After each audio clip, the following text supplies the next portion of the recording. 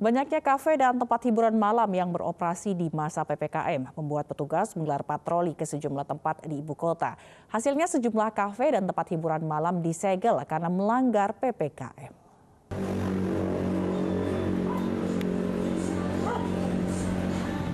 Satuan Polisi Pamong Praja kembali mendapati 3 kafe di kawasan Durensawit, Jakarta Timur yang kedapatan melanggar aturan pada Jumat malam. Mereka kedapatan nekat beroperasi hingga di atas pukul 22.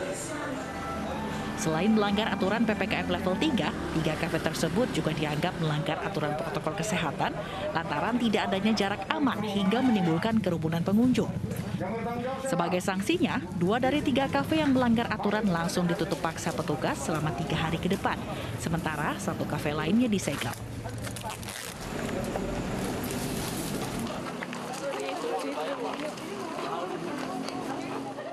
Kafe lain yang disegel petugas Satpol PP berada di Jalan Raya Semanan, Kalideres, Jakarta Barat. Kafe disegel karena kedapatan beroperasi di atas ketentuan jam operasional usaha selama PPKM level 3. Tidak hanya melanggar jam operasional, kafe ini juga tidak menerapkan protokol kesehatan, bahkan menimbulkan kerumunan.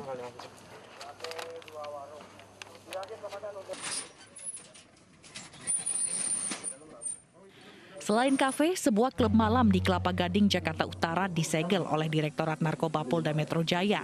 Pengelola klub sempat berdalih bahwa tempatnya merupakan restoran, namun temuan di lapangan membuktikan tempat ini merupakan karaoke. Patroli berlanjut dan menemukan panti pijat di kawasan Tangerang, Banten yang juga masih beroperasi hingga dini hari.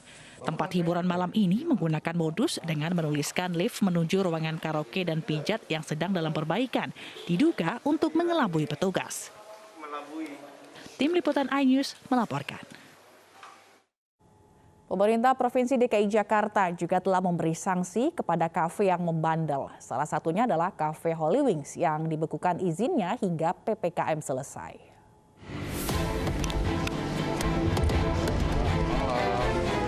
Sejak status PPKM Jakarta turun dari level 4 menjadi level 3, aktivitas warga ibu kota meningkat di sejumlah tempat. Termasuk di tempat-tempat hiburan, salah satunya di Cafe Holy Wings yang ada di kawasan Kemang, Jakarta Selatan. Sayangnya, aktivitas yang menimbulkan kerumunan di kafe tersebut melanggar protokol kesehatan. Pemerintah Provinsi DKI Jakarta akhirnya membekukan sementara izin operasi Cafe Holy Wings Kemang setelah 3 kali melanggar PPKM. Selain itu, Holy Wings juga dikenai denda administrasi sebesar Rp50 juta. Berdasarkan data yang kami miliki, tempat ini sudah yang ketiga kali melakukan pelanggaran.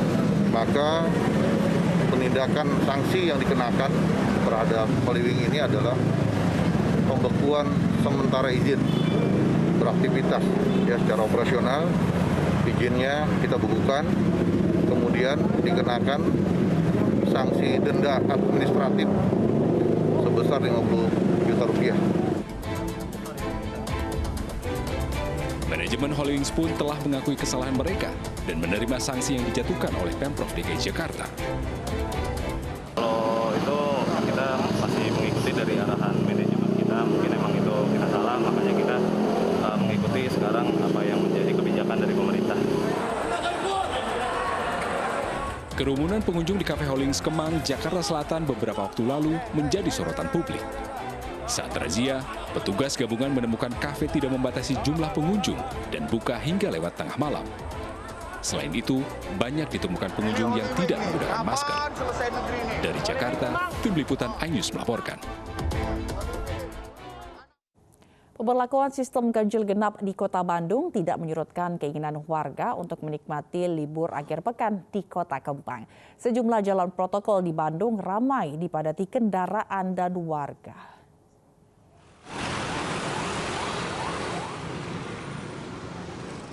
Memasuki akhir pekan, kawasan Jalan Asia Afrika kembali dibuka oleh pemerintah Kota Bandung. Kawasan tersebut menjadi primadona warga Bandung dan pengunjung dari luar kota untuk mengisi libur akhir pekan. Meski Kota Bandung memberlakukan sistem ganjil genap di akhir pekan, kawasan pusat Kota Bandung ini tetap saja ramai dipadati pengunjung. Banyak wisatawan berkerumun di sepanjang trotoar kawasan Asia Afrika hanya untuk bersuah foto.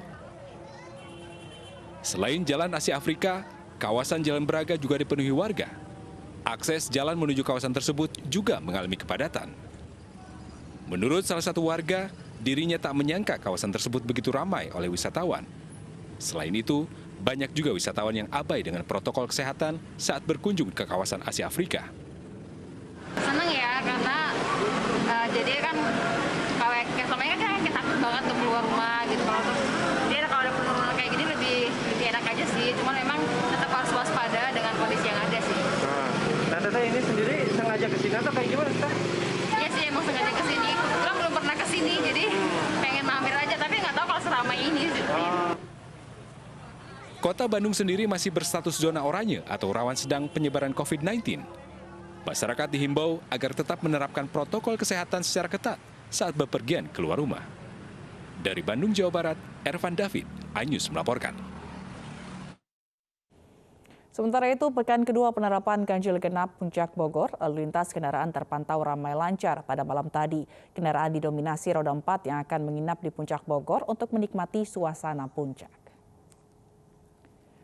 Memasuki pekan kedua regulasi ganjil genap di kawasan Puncak Bogor, arus lalu lintas hingga Sabtu malam terpantau ramai lancar. Sistem one way diberlakukan petugas sebagai pengurai kemacetan. Ada sekitar 20.000 lebih kendaraan dari kawasan wisata Puncak menuju ke wilayah DKI Jakarta. Ada juga kendaraan dari DKI Jakarta menuju Puncak untuk menikmati suasana Bogor pada hari Minggu ini. Kawasan wisata di Puncak hanya memperbolehkan 25% pengunjung. Kawasan wisata akan tutup pada pukul 5 sore dan restoran tutup pada pukul 7 malam. Dan diperkirakan hari ini kendaraan di kawasan Puncak akan padat. Petugas akan memperlakukan sistem one way pada pukul 11.30 nanti.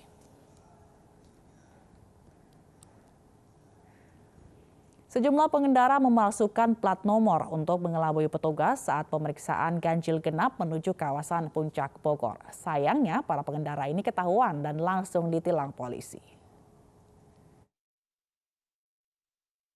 Kendaraan ini ditilang karena menggunakan plat nomor palsu saat menuju kawasan Puncak Bogor. Para pengendara ini berniat mengelabui petugas di titik pemeriksaan saat pemberlakuan ganjil genap di kawasan wisata Puncak. Pengendara mobil yang ditilang mengaku plat nomor palsu yang digunakan untuk kebutuhan syuting film. Buat syuting, jadi tadi lupa dicopot itu aja. Soalnya kan saya ditelepon, apa pihak sananya suruh buru-buru mau karena mau tik, itu aja. Oke. Jadi lupa Jadi dicopot. mau lanjut ke sana, Kang? Iya, mau lanjut ke Kinasi. Oke. Masyarakat yang tricky untuk melalui masuk wilayah Puncak, ya. Padahal ini kita lakukan semua untuk kebaikan, ya, semua untuk bisa mengendalikan ya penularan COVID agar tidak ada kluster baru di Puncak. Kawasan wisata Puncak masih menjadi primadona bagi para pelancong. Meski Pemkab Bogor masih memperlakukan PPKM level 3. Masyarakat pun diminta untuk tetap mematuhi protokol kesehatan. Dari Bogor, Jawa Barat, Wildan Hidayat, iNews melaporkan. Beberapa tempat wisata di Jakarta mulai dibuka kemarin. Di Ancol, pengunjung hanya boleh berolahraga di sana, sedangkan di Taman Mini, pengunjung wajib memiliki sertifikat vaksin.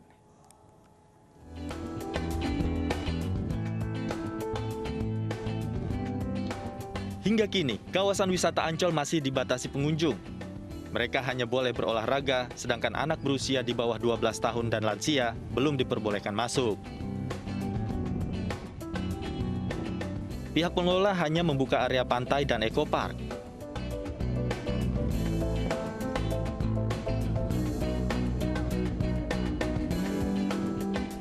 Sementara itu di Taman Mini Indonesia Indah yang sebelumnya buka hanya untuk olahraga, kini sudah dibuka untuk wisata. Pengunjung yang datang wajib menunjukkan sertifikat vaksinasi melalui aplikasi Peduli Lindungi. Jumlah pengunjung Taman Mini Indonesia Indah hari ini sebanyak 2.500 orang. Untuk peningkatan pengunjung pada akhir pekan ini ya ada sedikit ya. Pada jam 12 kemarin kita sudah mencatat jumlah pengunjung kita 2.000 orang. Ya mungkin pada hari ini ya mungkin 2.500 sudah tercapai. Kalau dibandingkan dengan hari-hari biasa, Senin sampai Jumat, ya ini peningkatan yang cukup tinggi karena di hari biasa Senin sampai Jumat rata-rata pengunjung kita baru di angka 500. Selama PPKM level 3, Taman Mini Indonesia Indah dibuka mulai pukul 6 pagi hingga pukul 6 sore dengan tiket masuk Rp20.000 per orang. Dari Jakarta, Tim Liputan iNews melaporkan. Serbuan vaksin Merdeka di Gor Lembu Peteng, Tulung Agung, Jawa Timur menimbulkan kerumunan. Di Bandung Barat, Jawa Barat, peserta vaksin membludak hingga antrian mengular panjang. Serbuan vaksin Merdeka yang digelar di halaman parkir Gor Lembu Peteng, Tulung Agung, Jawa Timur Sabtu pagi menimbulkan kerumunan. Warga berebut pembagian belangko pendaftaran vaksin. Diduga kurangnya kesiapan petugas di lapangan dengan banyaknya peserta vaksin. Kepala Bidang Pencegahan dan Pengendalian Penyakit P3 Dinkes Tulung Agung, Didik Eka menyatakan, serbuan vaksin kali ini menyiapkan 5.000 dosis vaksin dengan peserta 90%-nya pelajar SMP dan SMA. Terkait kerumunan, pihaknya akan mengevaluasinya. Sebetulnya kerumunan itu terjadi pada saat pembagian belangko ya.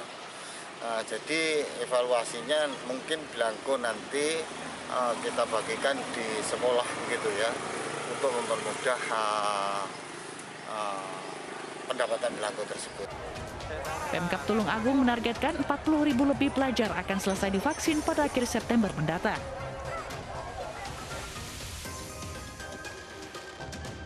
Ribuan warga mengantri berjam-jam untuk mendapatkan vaksin Sinovac di Balai Dinas Sosial kawasan Lembang, Bandung Barat, Jawa Barat.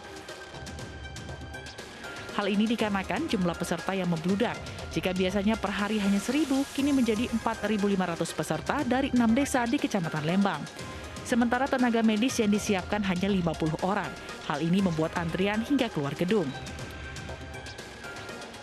Kebetulan ini ada satu bentuk serbuan yang pertama kali di Lembang sejumlah 5.000. Biasanya itu hanya sebatas 400, 600, 700. Alhamdulillah ini satu bentuk penghargaan bagi kami. Terima kasih pada pihak Kodim 009 dan Dinas Kesehatan yang sudah memberikan pada warga kami Kecamatan Lembang sejumlah 5.000. Vaksinasi jenis Sinovac yang diterima warga ini merupakan dosis pertama yang dilaksanakan hanya sehari saja sebagai upaya percepatan dalam penanggulangan COVID-19. Tim Liputan iNews melaporkan. Panglima TNI Marskal Hadi Cahyanto bersama Kapolri Jenderal Listio Sigit tinjau pelaksanaan vaksinasi Pondok Pesantren se-Jawa Timur yang digelar di Pondok Pesantren An-Nur 2, Kabupaten Malang, Jawa Timur.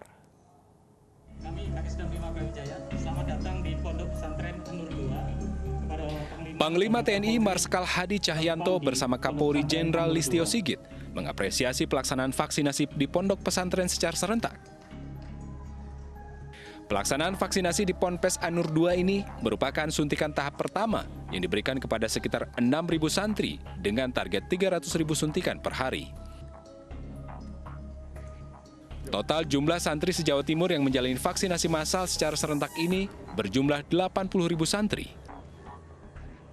Peninjauan vaksinasi di Pondok Pesantren An-Nur 2 ini merupakan satu rangkaian kegiatan Panglima TNI dan Kapolri di wilayah Malang Raya dalam kaitan menekan angka sebaran COVID-19 menuju herd immunity. Saat ini, secara umum Jawa Timur menempati peringkat pertama pelaksanaan tracing kontak erat dalam pencegahan persebaran COVID-19. Hal ini diharapkan agar terus dipertahankan agar Jawa Timur masuk pada level 1. Meski capaian pelaksanaan vaksinasi di Jawa Timur ini dinilai sudah optimal, namun diharapkan masyarakat agar tetap menjaga protokol kesehatan. Dari Kabupaten Malang, Jawa Timur, Saif Hajarani, iNews melaporkan. Kemarin Indonesia kembali kedatangan jenis vaksin baru. Vaksin Johnson & Johnson melengkapi 8 jenis vaksin yang sudah lebih dulu tiba di tanah air.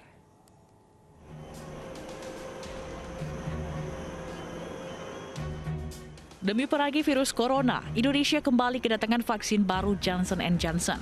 Jumlahnya 500.000 dosis. Vaksin ini merupakan hibah pemerintah Belanda. Berbeda dengan vaksin lain yang perlu suntikan 2 kali, vaksin Johnson & Johnson hanya 1 kali disuntik ke warga.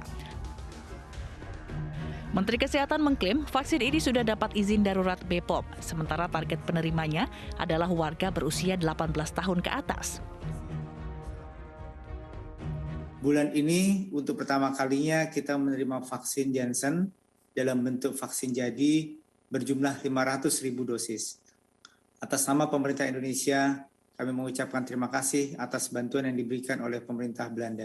Vaksin Janssen telah memperoleh izin penggunaan darurat atau EUA dari Badan POM pada tanggal 7 September lalu, akan dipakai untuk masyarakat umum yang berusia 18 tahun ke atas dengan dosis tunggal sebanyak 0,5 ml. Otoritas Belanda menyatakan 500.000 dosis hibah ke Indonesia merupakan permulaan. Nantinya akan tiba lagi vaksin Johnson & Johnson. Menurutnya dengan hanya 1 kali suntik, vaksin ini cocok menjangkau warga terpencil di Indonesia. Dari dunia hiburan tanah air, pemirsa, original series Joe dan Robot Kopi semakin seru. Setiap episode petualangan Joe dalam mencari Rory, si robot kopi yang dicuri oleh kelompok kriminal menyuguhkan cerita unik dan menarik. Mampukah Joe mencari robot kopi kesayangannya? Ikuti terus kisahnya di aplikasi Vision Plus.